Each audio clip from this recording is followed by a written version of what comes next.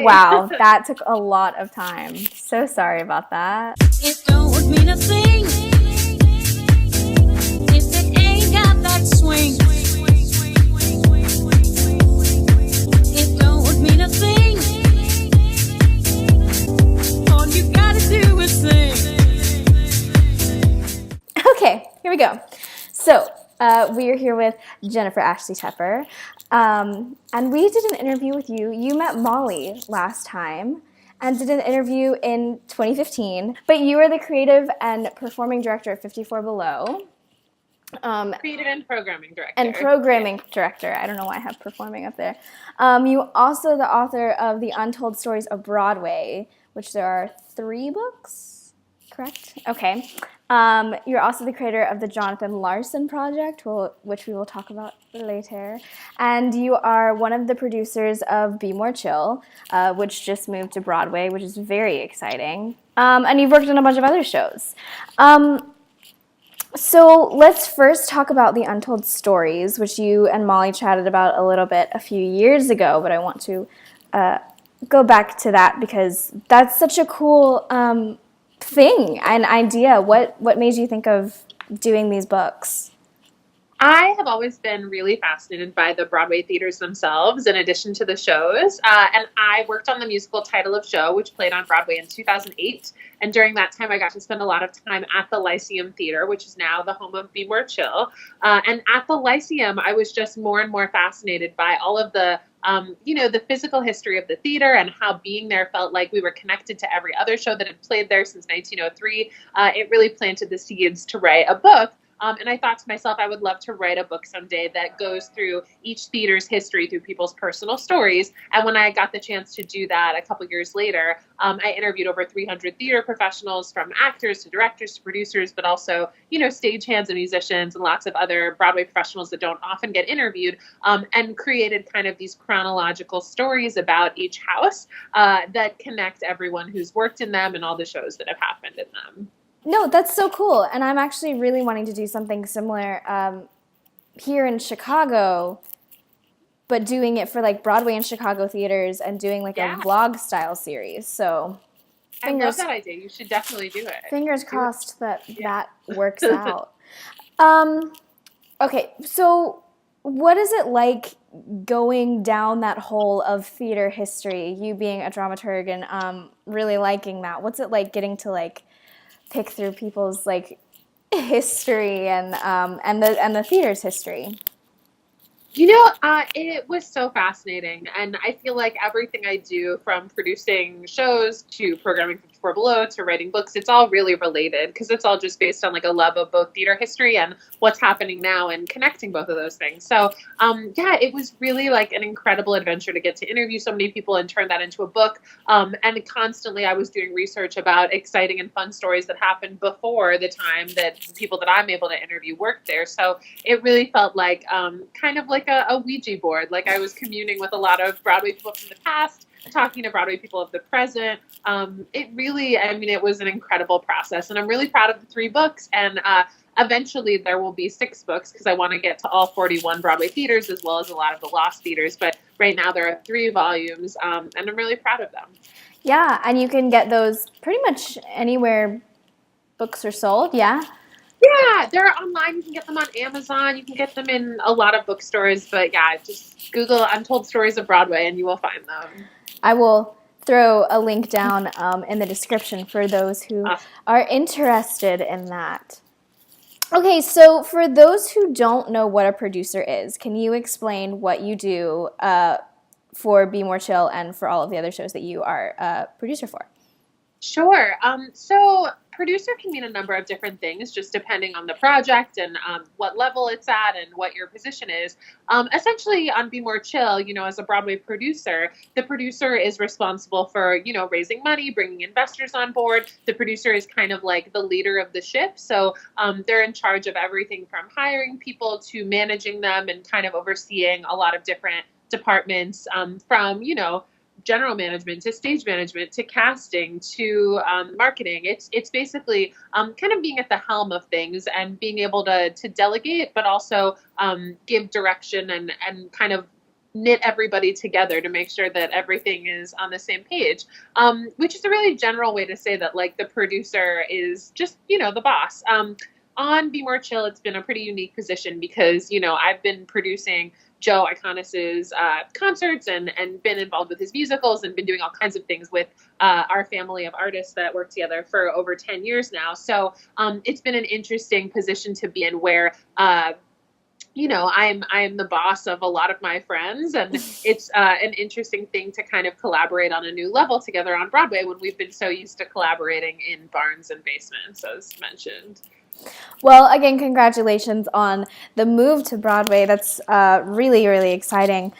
One of the questions that was asked when I opened it up to the social medias was, what is it like getting to work with your friends and doing this, for 10 years and working with Joe Iconis and this wonderful cast that you have with Be More Chill? It's unbelievable. I mean, the fact is, like, it's very unclear at this point what the word work means, because when you're like making things you love with your best friends, it's clearly a job, but it really, like, I sat in auditions all day for Broadway Bounty Hunter, which is the next musical of Joe's that I'm producing off Broadway this summer. And, you're just sitting there with your friends making something you really love and inviting new people to the table. And, just, it's been very exciting. It's been very wonderful. It is a unique and weird thing where, the Jonathan Larson Project album came out at midnight last night, and it's just like, that's also all of my friends, and we're working together in that capacity as well. It's different than if we were going to say, hey, I'm making this show about Jonathan Larson, let me work with a bunch of people that I've never worked with before.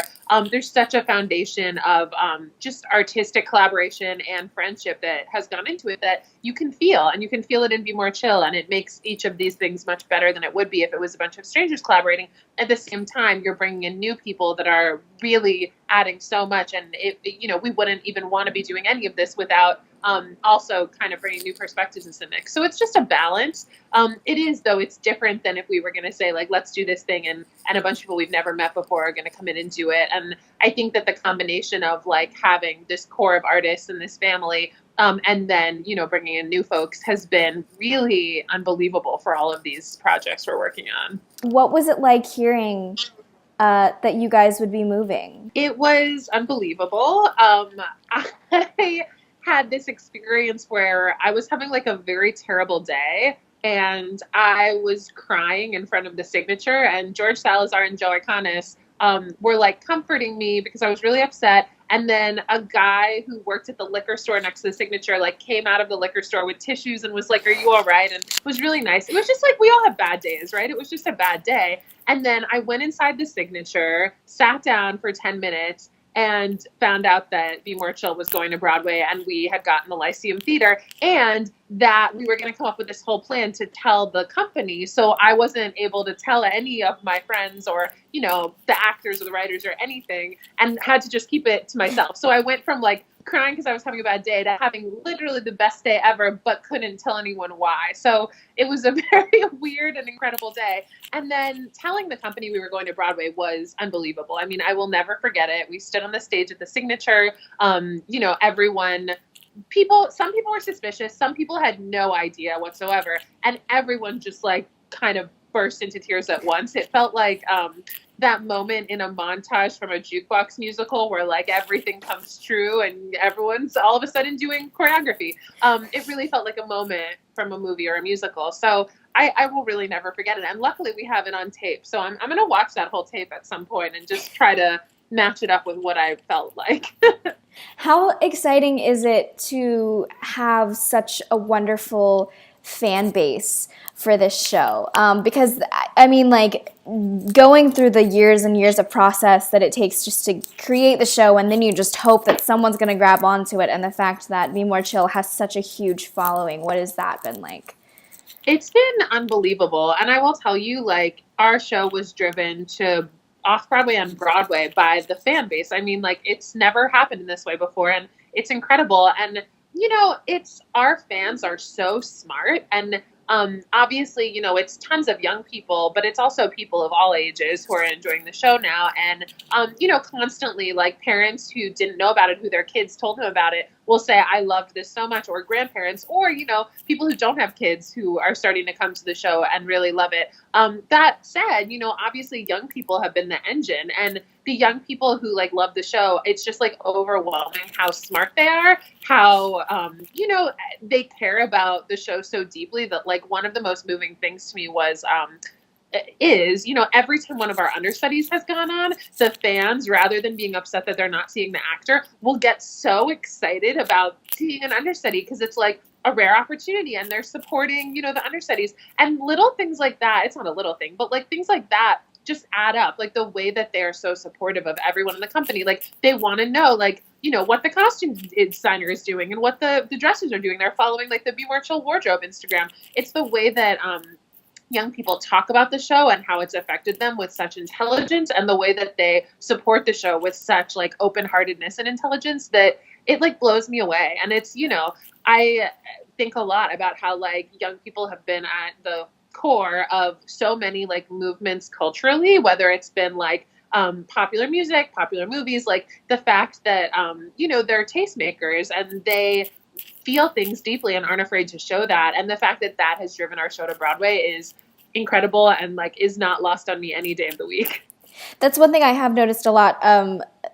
Well, one, social media is just really helped this show and a lot of other shows that have recently started, just blossoming just because social media and people sharing.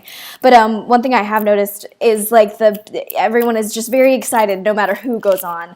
And I think that is really, it's cool to see because I've been to shows where people have left because so-and-so is not going on or whatever. And it's like, no, go see the show. First of all, you paid for it.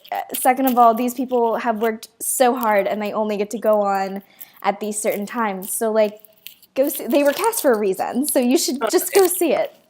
So the new season just kind of just dropped for this upcoming season. Is there a show that you're really just dying to see, or a show that you have seen already that you're just like, everyone needs to like run to go see this? I will say I have loved so many shows on Broadway this season, and there's also a lot that I haven't seen yet. But truly, like, there are so many shows on Broadway I love. But when I get asked this question, a lot of times I just want to shout out, there's a show that is coming up at Playwrights Horizons that's starting performances this spring. It's called A Strange Loop.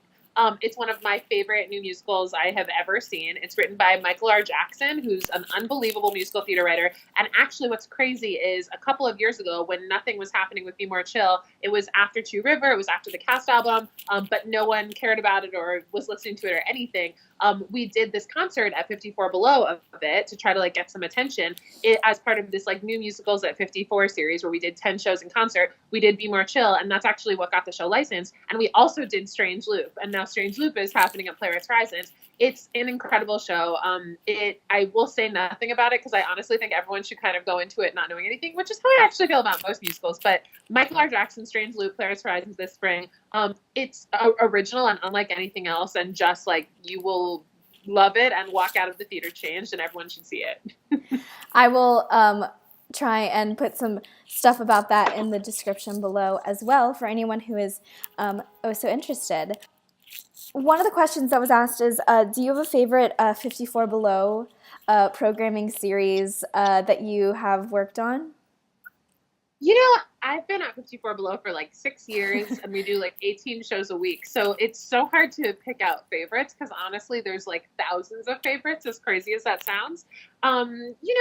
Obviously, like, the Joey Coniston family shows we've done that I've worked so hands-on on for so many years are among my favorites and very special. And we actually have, we're coming back to 54 Below for the first time in a while to do 6 shows this spring. And what's super exciting is that, we're doing Broadway Bounty Hunter off-Broadway this summer, his next new musical. And then there's a couple other new musicals that he's working on that are in various stages of happening. And so we're going to be doing like a bunch of material from all 3 of those shows, in addition to like, there'll be More Chill stuff. There'll be a lot of stuff that people have come to expect from the family concerts, but we're really going to hype up those new musicals, and people are going to get to see some really exciting stuff from them. So I am pumped for that. That's really, really exciting.